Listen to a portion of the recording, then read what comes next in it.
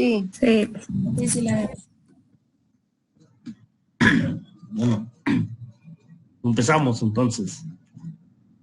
Buenas tardes, compañeros, doctor. Hoy me toca exponer lo que es la fosa infratemporal, la fosa pterigopalatina, el nervio craneal primero y el nervio craneal segundo. Soy parte del equipo 2. Mi nombre es César Yáñez García y empezamos. Hablaremos de la fosa infratemporal para empezar. Primero necesitamos saber qué es. La fosa infratemporal es una región profunda de la cara, situada entre la rama mandibular y la pared osteomuscular, formada por la faringe y la lámina lateral de la apófisis pterigoides. Esta posee una forma piramidal de base lateral y de vértice medial. Pasamos con lo que son las paredes de la fosa infratemporal. Para empezar vamos a hablar de la pared anterior, esta que logran ver aquí. Esta es la pared anterior. Esta es la fosa infratemporal, que es una pirámide. Dicen que esa pared anterior está formada por el hueso maxilar, pero específicamente por dos partes, que es la tuberosidad del maxilar, que es la que alcanzan a ver aquí, todo esto. Y también se alcanza a ver la apófisis piramidal del maxilar, o mejor conocida como hendidura esfenomaxilar, que alcanzan a ver en este punto, este círculo. Y esta es la tuberosidad del maxilar, que es la parte anterior. Esta es la parte anterior. Vamos a hablarlo de la parte lateral. ¿Sí me escuchan, verdad? Sí. Sí. Sí. Ok, vamos a hablar sobre la parte lateral. La parte lateral, como lo ven aquí, está formada por la cara medial de la rama mandibular. Esta es la rama mandibular. Aquí para la cara lateral se tuvo que articular la mandíbula, ya que para poder observar la pared anterior, se tuvo que desarticular para que se pudiera observar con mejor visión. Aquí vemos lo que es la pared lateral, que aquí encontramos lo que es la apófisis coronoides, que esta presta inserción al tendón del músculo temporal, y es esta. Y también encontramos lo que es la apófisis condilar o cóndilo de la mandíbula, y se articula con el hueso temporal, como lo ven aquí. Este es el hueso temporal, formando la articulación temporomandibular. Ok, vamos bien. Vamos a hablar también de la parte de la pared posterior. Esta pared posterior está formada por el hueso temporal. Todo esto es el hueso temporal. Todo esto es el hueso temporal. Pero específicamente por tres partes del hueso temporal, que es el hueso timpánico, que es esta parte, es la apófisis estiloides, que es esta que alcanzan a ver aquí, y la apófisis mastoide. Esta es la pared posterior que se encuentra aquí, como lo alcanzan a ver. No sé si logran ver. Bueno, seguimos. Entonces, esta pared posterior, se puede decir que esta fosa aborda una pequeña porción de la región parotidia entre la apófisis mastoide y estiloide. Hay un espacio importante que es el foramen estilomastoide, que da paso al nervio facial y a la arteria estilomastoidea, aquí en este espacio. Seguimos. ¿Sí se va cambiando? Sí. Sí. Ok. Seguimos con la pared medial. Esta es la pared medial. Esta pared medial, yendo de anterior a posterior encontramos lo que es la fisura pterigomaxilar, esta después vamos a ver que se comunica con otra fosa que también la voy a exponer yo, que se llama la fosa pterigopalatina. También encontramos lo que es la cara lateral de la lámina lateral de la apófisis del pterigoides. También encontramos un poco más para acá un músculo, que este músculo es del velo del paladar. Este músculo que ven acá es del velo del paladar. Y después para acá, más a posterior, encontramos lo que es el músculo elevador del velo del paladar, este que ven acá. Y después encontramos lo que es la fascia faríngea, esta que ven acá en blanco. Esto es lo que cubre la parte medial, la pared medial de la fosa infratemporal. Pasamos a lo que es la pared superior. Aquí como vemos, dice que la pared superior va a estar dada por la porción horizontal del ala mayor del esfenoides, que es esta. ¿Se alcanzan a ver? Sí. Okay. Entonces, y de porción infratemporal del hueso temporal. Y aquí encontramos estructuras importantes, que es el foramen oval, que aquí lo alcanzamos a ver. Es el foramen oval, y el foramen espinoso está aquí. Entonces, el foramen oval da paso al nervio mandibular y el foramen espinoso da paso a la arteria meningia media.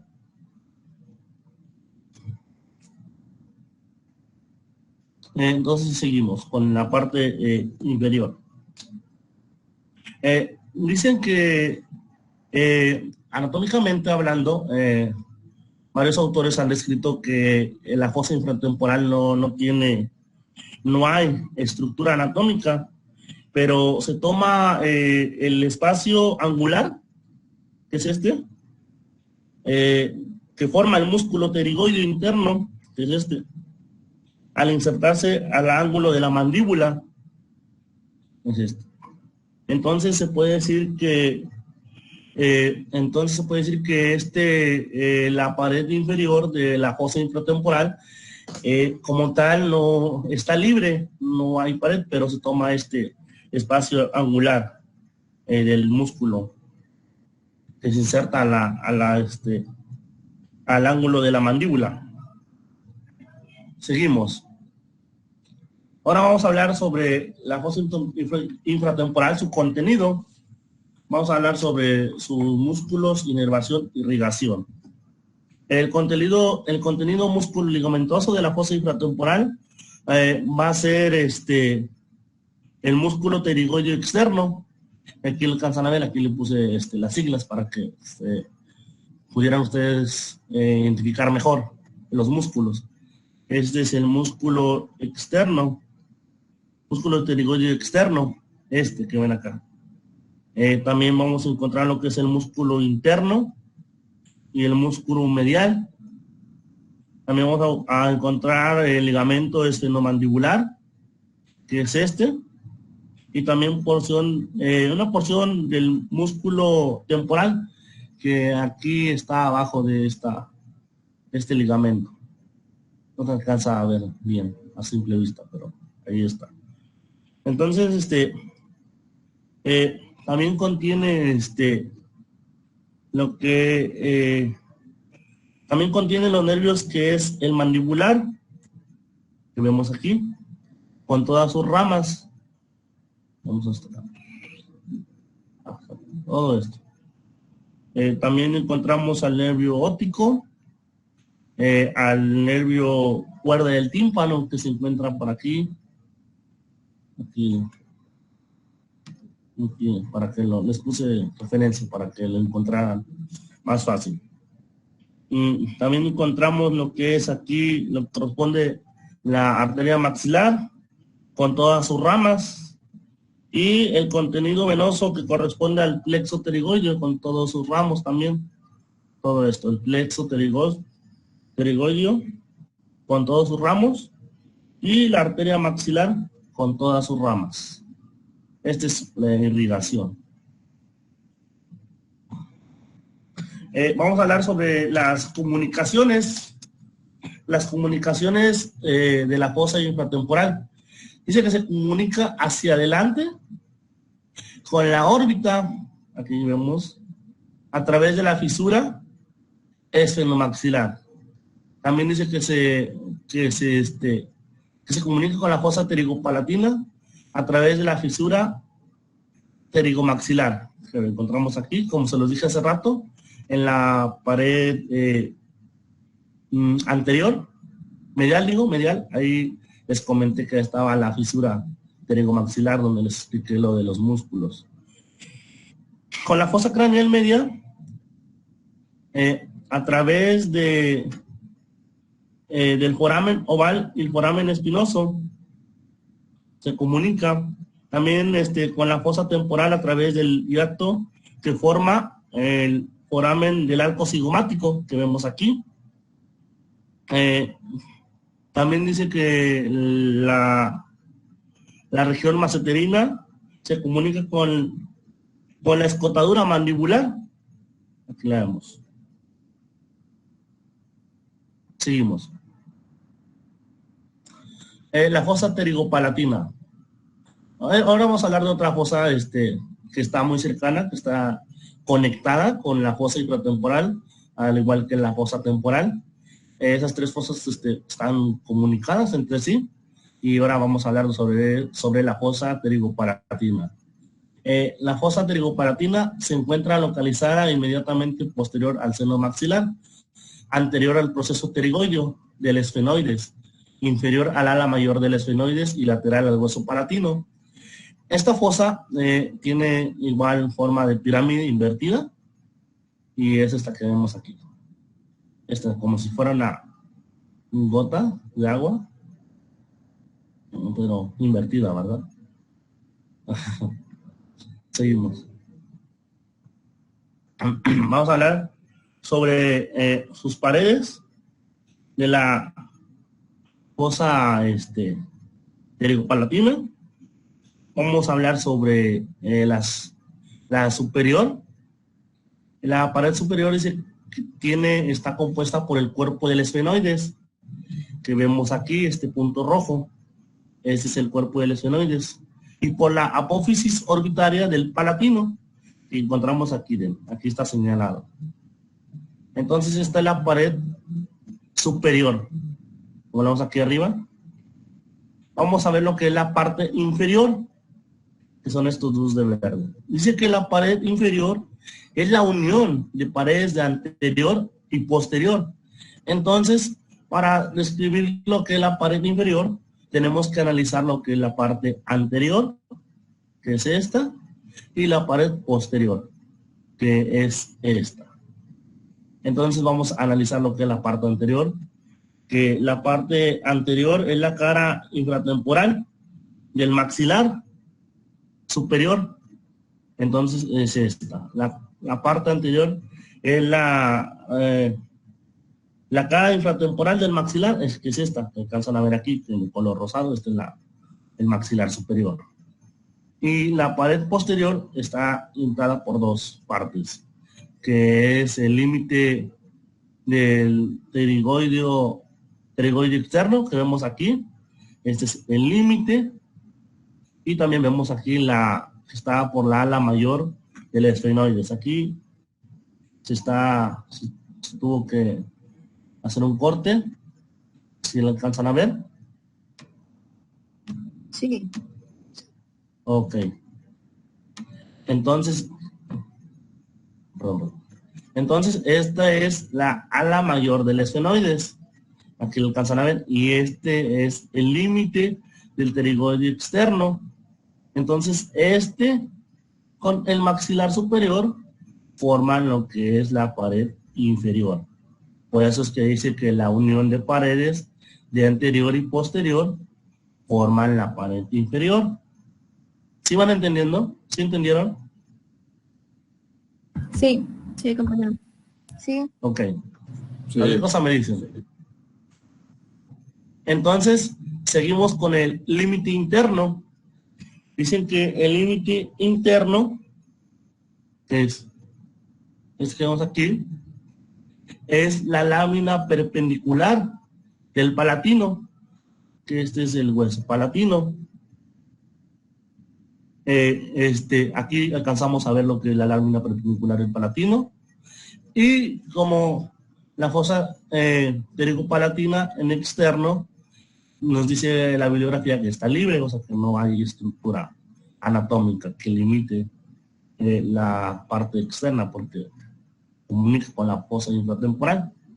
Entonces seguimos. Bueno, aquí es un pequeño repaso de lo que es la fosa ptericopalatina. A grandes rasgos, así es la fosa ptericopalatina. Aquí vemos la ala mayor del esfenoides. Aquí vemos la apófisis pterigoides. Aquí vemos la tuberosidad del maxilar, que se encuentra aquí. Así. Entonces aquí vemos lo que es la fisura orbitaria. La fisura orbitaria, el foramen esfenopalatino, el foramen redondo, el conducto pterigoideo, el conducto palatovaginal y los conductos palatinos. En los conductos palatinos pasa la arteria palatina descendente y un vaso venoso y el nervio palatino mayor en estos conductos. En el conducto pterigoideo conecta con la fosa craneal media, este que ven aquí.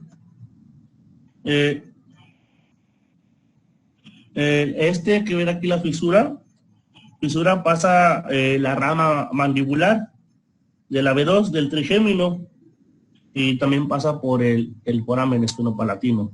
Aquí pasa el foramen esfenopalatino. Vamos, seguimos. Las comunicaciones. Vamos a ver las comunicaciones de la fosa ptericopalatina. Decimos que a nivel externo, la fosa ptericopalatina de la hendidura pterigomaxilar se comunica con la fosa infratemporal. Y el interno, el agujero esfenopalatino, se comunica con la cavidad nasal. El superior, la hendidura esfenomaxilar, se comunica con la órbita. Y el inferior del conducto palatino posterior se comunica con la cavidad nasal y la parte posterior, el agujero redondo mayor, se comunica con pasa por el nervio maxilar superior de la rama del trigémino y por el conducto palatovaginal pasa. Aquí vemos lo que es las comunicaciones a grandes rasgos. Decimos que la pared de la base y pared anterior se dirige hacia la órbita. El punto de comunicación es la fisura orbitaria inferior y los elementos que pasan por ella es la arteria infraorbitaria, el nervio infraorbitario, el nervio cigomático, ramos orbitarios del nervio maxilar, vena oftálmica inferior y vena infraorbitaria. También la pared medial, vemos hacia la cavidad nasal, vemos que el punto de comunicación es el foramen esfenopalatino. Aquí los elementos que pasan por ellas es la arteria esfenopalatina, los nervios nasales, posteriores superiores, laterales, los nervios nasales posteriores superiores mediales, el nervio nasopalatino, los nervios nasales, posteriores, inferiores. También vemos la pared posterior, que se comunica desde la fosa craneal media, desde el foramen lacerum hacia la nasofaringeo. El punto de comunicación es el foramen redondo, el conducto pterigoideo, el conducto palatovaginal, y los elementos que pasan por ella es el nervio maxilar, el nervio, la arteria y vena del cóndilo pterigoideo, el nervio faringio, del ganglio pterigopalatino, de la rama arterial faringea. También vemos la pared límite lateral, desde la fosa infratemporal, que vemos la fisura pterigomaxilar, pasa la arteria maxilar, los nervios alveolares, superiores y posteriores. Vemos el vértice hacia la cavidad oral y el conducto palatino mayor y conductos palatinos menores son los puntos de comunicación, y pasa el nervio palatino mayor, la arteria palatina descendente y los nervios palatinos menores y las arterias palatinas menores. Y este es el contenido que tiene la fosa, que es más completo que la fosa infratemporal. En toda esta fosa pterigopalatina pasan lo que es este contenido, todas estas arterias, venas, nervios y ganglios. Seguimos. Vamos a empezar con el primer nervio craneal. Vamos a abordar lo que son los nervios craneales. El nervio craneal, el primer nervio craneal es el nervio olfatorio. El nervio olfatorio es un nervio únicamente sensorial, conduciendo impulsos olfatorios de la nariz al sistema nervioso central, siendo clasificado como fibras aferentes viscerales especializadas. Aquí vemos que los nervios craneales son 12. Me toca poner el primero, que su función es sensorial, y nos da el olfato, que es el nervio olfatorio. Vamos a ver lo que es vamos a ver lo que es el origen real y el origen aparente. ¿Sí me escuchan? Sí. Sí, compañero. Sí. Ok, Bien. ok. Seguimos entonces. Seguimos. Vamos a ver lo que es la mancha olfatoria amarilla. La mancha olfatoria amarilla se dice que es el origen real, que ven aquí, que está ubicada en el techo de la cavidad nasal. Su contenido es las células de Schultz y neuronas periféricas. Entonces decimos que las células olfatorias receptoras son las células, son la mancha olfatoria. Entonces, seguimos. Vamos a ver lo que es el origen aparente. El origen aparente es el bulbo olfatorio, que vemos aquí. El bulbo olfatorio, su contenido son las células mitrales, granulares, en penacho y glomérulo sináptico. La más grande de las células son las células mitrales, y las células más pequeñas son las células en penacho.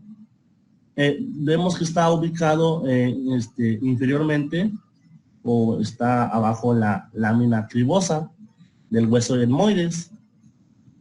Hacia arriba, que aquí en esta imagen no se ve, pero está el lóbulo frontal del cerebro, y hacia medial, que divide al otro bulbo olfatorio, está la hipófisis crista galli, aquí detrás de este. Y arriba está el lóbulo frontal del cerebro. Sí.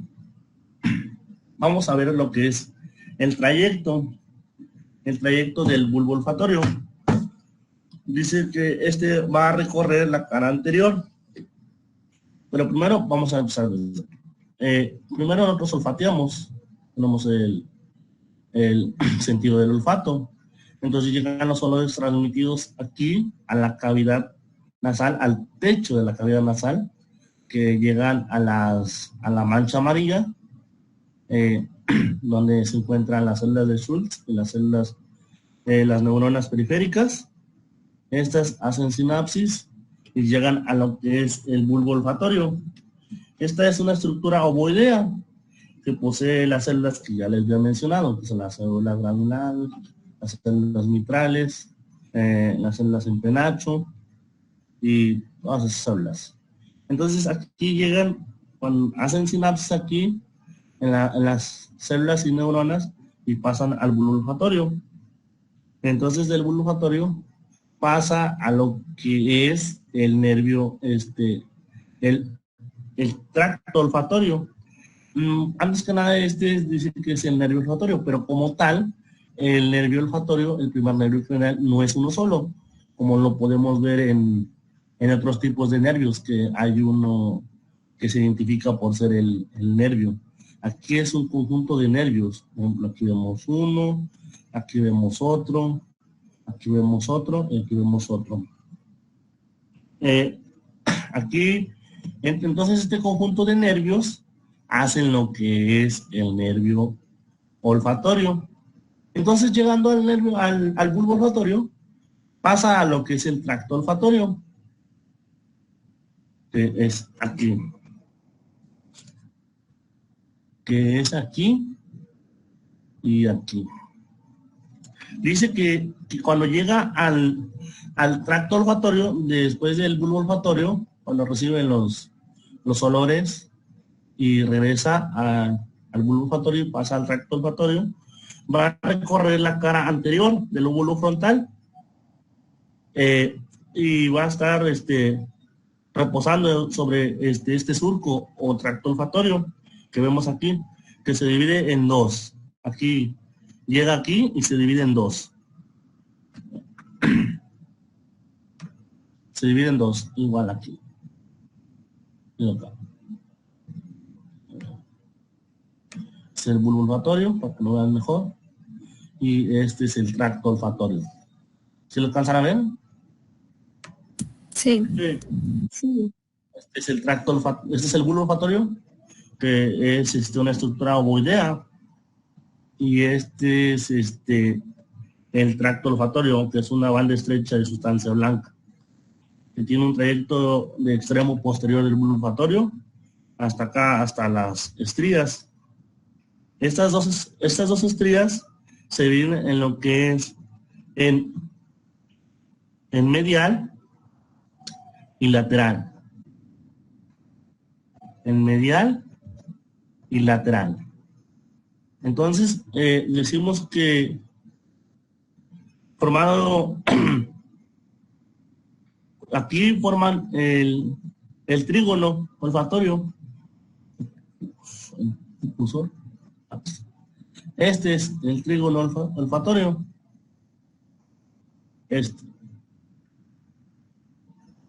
Entonces, seguimos.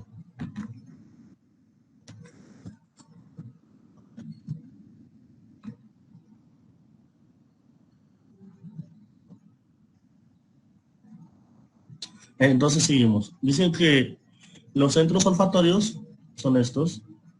Tenemos básicamente dos centros, que son estos como les había mencionado, que van a ser los primarios. Tenemos por un lado inferior lo que el cuerpo calloso, lo que es el cuerpo calloso.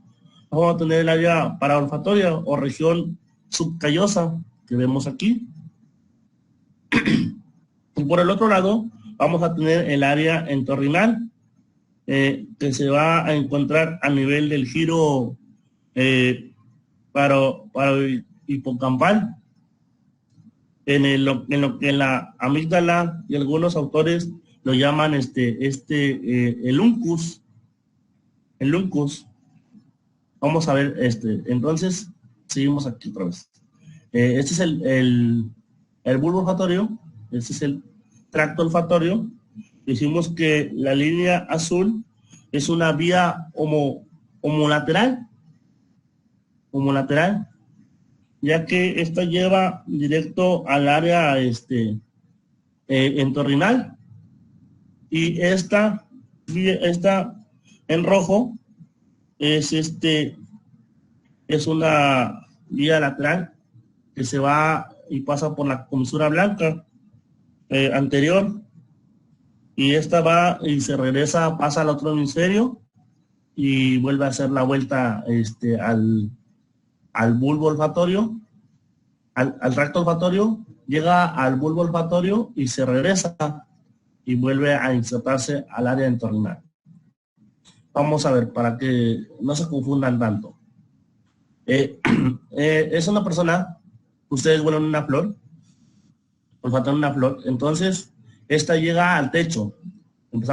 Decimos que empezamos por el techo, la cavidad, la mancha amarilla, donde están las células de Schultz y las neuronas periféricas. De ahí llega al bulbo olfatorio. Después de hacer sinapsis, que pasa la lámina cribosa, llegan al bulbo olfatorio, que es esta estructura ovoidea. Entonces, esta estructura ovoidea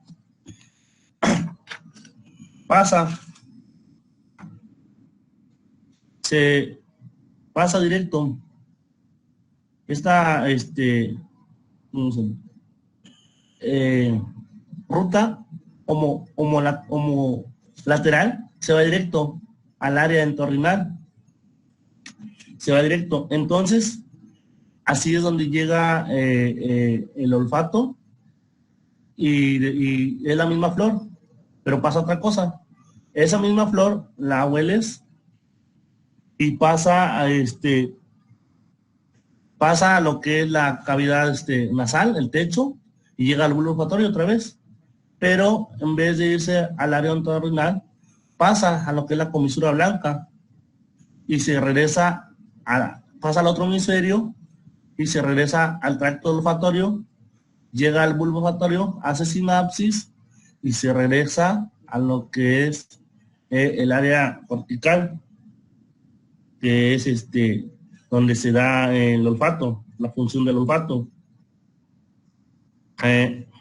¿Sí entendieron? Sí. Fácil, es otro sencillito para que sí. Esto es lo más difícil de entender. Huele la flor, llega a la cavidad nasal, del techo nasal, pasa y llega al bulbo olfatorio. Entonces hace una ruta homolateral que llega al área entorrinal, pero esa misma ruta también hay otra que se desvía, que pasa por la comisura blanca, regresa por el tracto olfatorio, llega al área del bulbo olfatorio, hace sinapsis y regresa por el mismo bulbo olfatorio, tracto olfatorio, y llega al área cortical, donde se hace lo mismo que aquí, que se da sentido al olfato. Vamos a ver lo que es el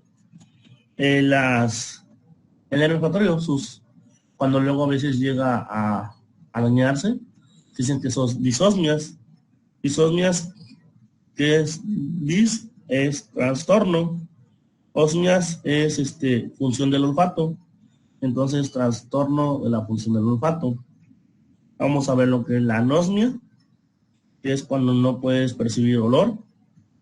Esto se da a veces por la gripa, la influenza o por otras enfermedades.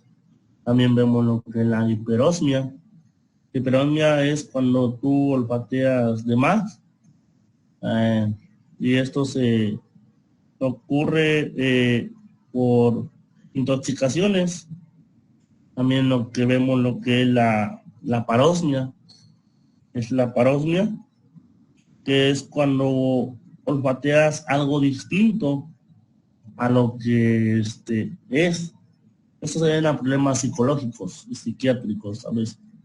Y la fantosmia, también, que hueles algo que no es, o sea, que no, nada que ver. También aquí me faltó, borré por error la de la cacosmia, que es cuando percibes olores desagradables. Para checar el nervio olfatorio hay una examinación. Tenemos que examinar el nervio olfatorio.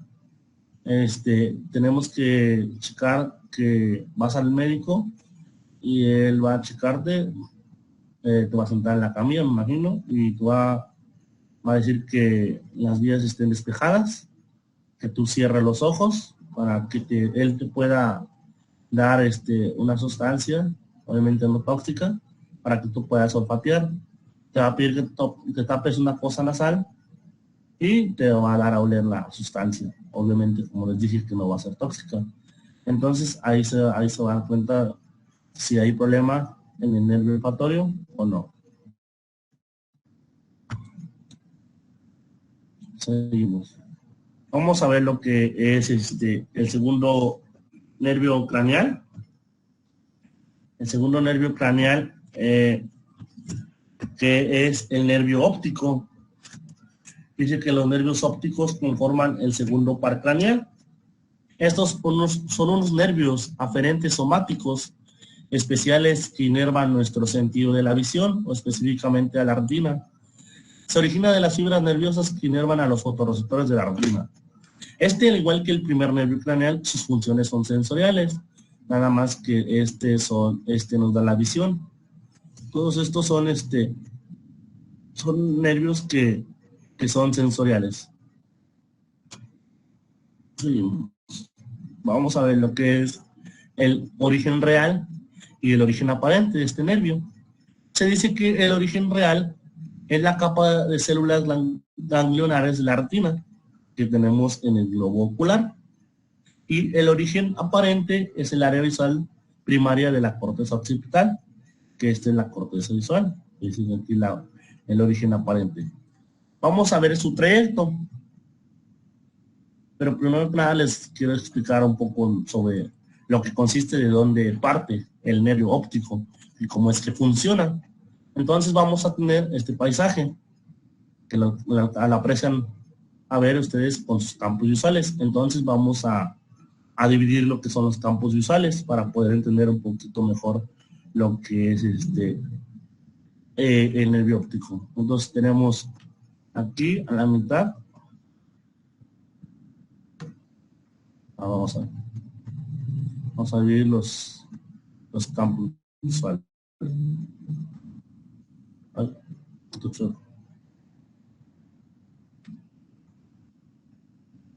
Bueno, este es tu ojo izquierdo, es tu globo ocular izquierdo, y este es tu globo ocular derecho. Entonces, dice que el nervio óptico, tus ojos, tu globo ocular, tiene campos visuales. Campos visuales, este es tu campo visual. Entonces, tu campo visual, de tu lado izquierdo, de este lado, de tu ojo izquierdo, de tu lado izquierdo, este se va a llamar tu campo visual temporal.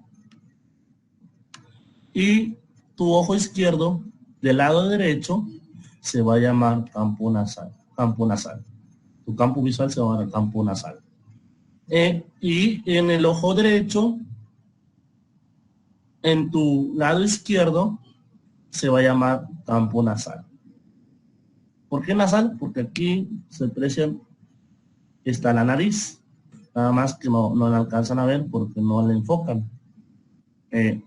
Aquí sería entonces el campo temporal.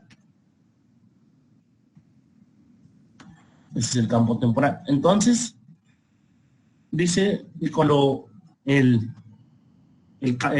ojo percibe, el globo ocular percibe los campos, hacen una imagen a la inversa, que pasa a tu campo nasal del globo ocular o de la retina, y tu campo nasal pasa a tu campo temporal de la retina o tu globo ocular. Al igual, así con pasa a tu lado temporal de la retina, y el temporal pasa al nasal del globo ocular. Del temporal pasa al nasal. Se invierten. Entonces, sí, vamos a explicar. Entonces aquí ya vimos los campos visuales. cómo es que se expresan. Entonces, así podemos analizar estas líneas. Entonces, entrando el campo nasal, es esta línea en rojo. Pasa a lo que este es el nervio óptico, este es tu nervio óptico.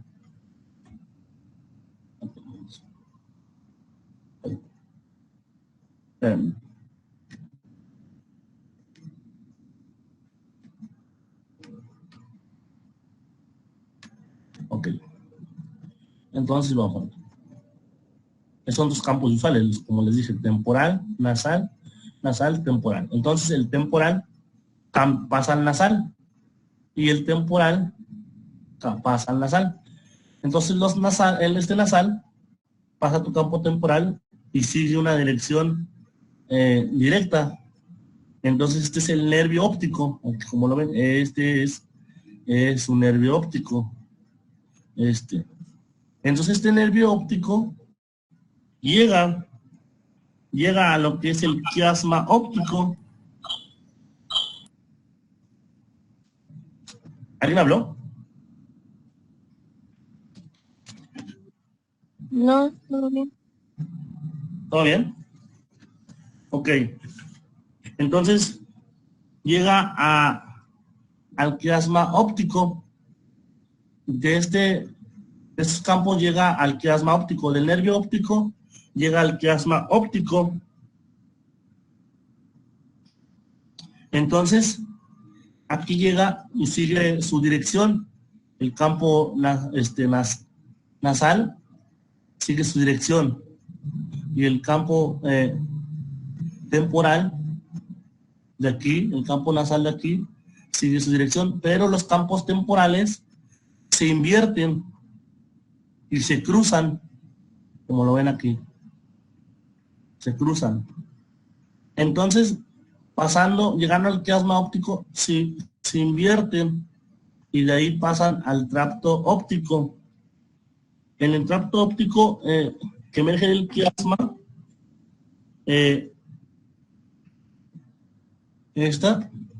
llegan al cuerpo geniculado, que es una pequeña proyección de la parte posterior del tálamo, que vemos aquí, el cuerpo geniculado.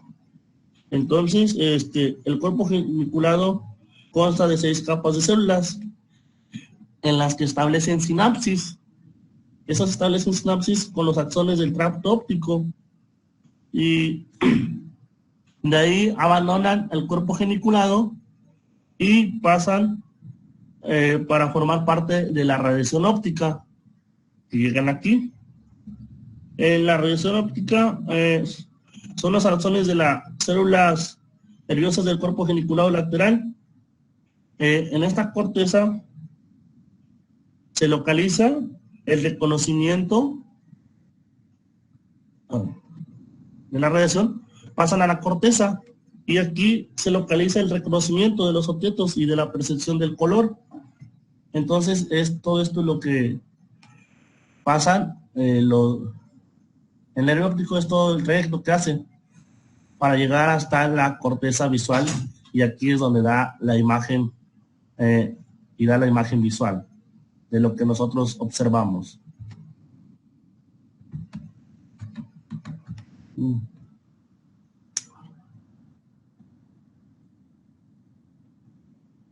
Entonces vamos a ver también lo que son las patologías.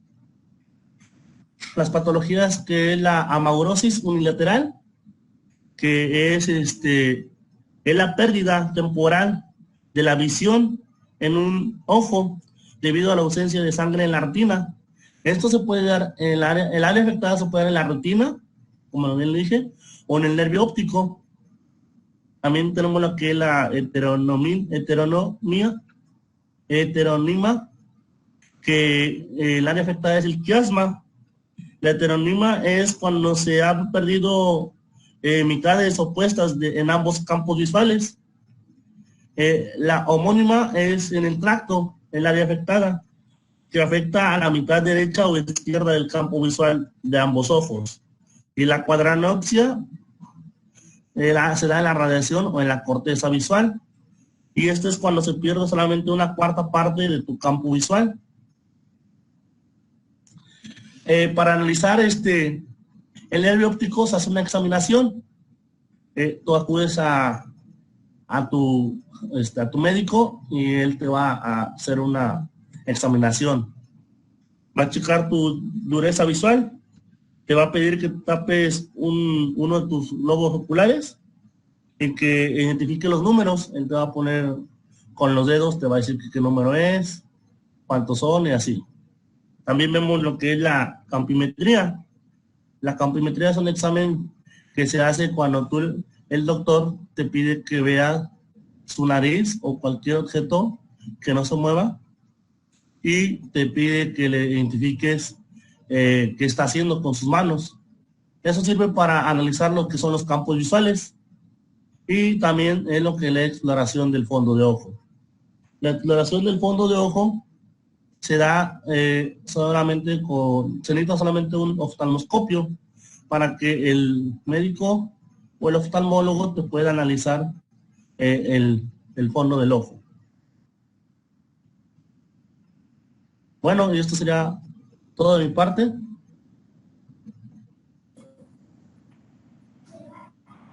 César, ¿tú hablaste sobre fosa infratemporal y fosa temporal también? Fosa infratemporal. Sí, doctor, fosa pterigopalatina y fosa infratemporal. No, infratemporal. Infratemporal y pterigopalatina, ¿verdad? Que fue las que hiciste ahorita. Así no es. Estuve yo conectado, pero vi tu ponencia y escuché la ponencia también porque me hizo el favor de conectarme con una videollamada con Daira.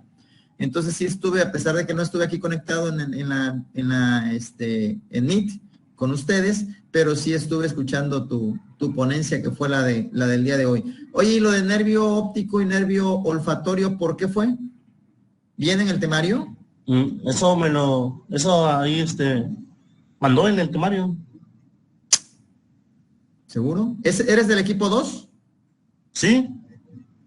Ah, ok, sí, cierto. En el equipo 2 ya van los nervios craneanos como el óptico, el tercero, el cuarto, sexto, séptimo. Perdón, si quiere le repito lo de las fosas, doctor. No, sí lo escuché bien. No, sí lo escuché bien y me pareció completo, incluso dice hasta de más. Hablaste sobre el contenido, ¿verdad? Sobre los músculos. Sí, doctor. Sí, en relación a la fosa infratemporal, los límites, doctores, el límite anterior, es como un cubo.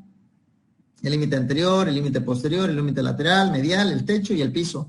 Es un cubo. La fosa infratemporal, esos son los límites. Acuérdense que adelante tenemos la tuberosidad del maxilar, lateralmente tenemos la rama ascendente de la mandíbula, medialmente la apófisis pterigoides, la lámina lateral de la apófisis pterigoides. Atrás tenemos la lámina timpánica, arriba y abajo tenemos las apófisis pterigoides, mastoides y estiloides del temporal. Abajo es una línea imaginaria que pasa por el músculo, por el borde inferior del músculo pterigoideo medial. Y arriba nosotros tenemos a la cara infratemporal del ala mayor del esfenoides, ¿de acuerdo? Esos son nuestros límites. El contenido, recuérdenlo bien, la arteria, sobre todo la arteria maxilar, esa la tienen que recordar con sus segmentos, que son 3 segmentos y tiene ramos ascendentes, ramos descendentes, ramos anteriores y ramos posteriores. Hay que darle una repasadita a esas arterias que nacen de nuestra arteria maxilar, con sus 3 segmentos. Y finalmente, tenemos los músculos pterigoideos medial y lateral. También hay que darle una repasada, que son músculos de la masticación inervadas por la rama motora del nervio trigémino. En relación a la fosa pterigopalatina, pues es una pirámide triangular delimitada. Está localizada entre las apófisis pterigoides, la tuberosidad del maxilar y el hueso palatino, la rama ascendente del palatino. Ahí esa pequeña estructura triangular que es la continuación de la fosa infratemporal y se comunica con la órbita, esos son los límites de nuestra fosa pterigopalatina. En algunos libros viene como pterigomaxilar, es la misma. Y pues ahí lo importante es la rama B2 del trigémino, es la arteria esfenopalatina y otras estructuras que contiene esta fosa, doctores. Denle una repasada. Le vamos a dejar aquí, doctores, que tengan una buena tarde, provecho, y nos vemos el día de mañana, viernes, a las 3 de la tarde, si no mal recuerdo, estamos ya planeados para vernos. Que pasen bonita tarde, doctores, provecho. Igualmente. ¿Qué pasó? Hasta luego. Hasta luego, doctor. Hasta luego.